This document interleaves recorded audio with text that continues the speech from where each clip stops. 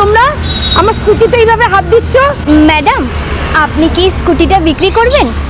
আসলে আমরা যে বাড়িতে কাজ করি সেই বাড়ির মালিক আমাদেরকে জানালেন, ওই ফোনে কী সব হয় না, ছবি টবি ছাড়ে, উনি আমাদেরকে জানালেন আপনি স্কুটিটা বিক্রি করতে চান।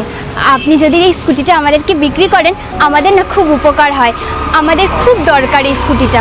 ঠিক আছে, আমি তো বিক্রি করতামই, তা তোমরা যদি নেবে বলো তোমরাই নাও, তাহলে টাকা দাও। হ্যাঁ ম্যাডাম, আমরা সাথে করে টাকা নিয়ে এসেছি।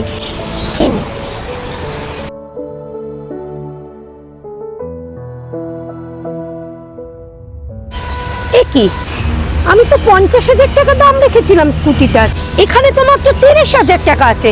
আমি তো এই টাকায় দেবো না স্কুটি। এ নাও। কিন্তু ম্যাডাম, আমাদের কাছে তো এর থেকে বেশি টাকা নেই, আমরা খুব গরিব মানুষ।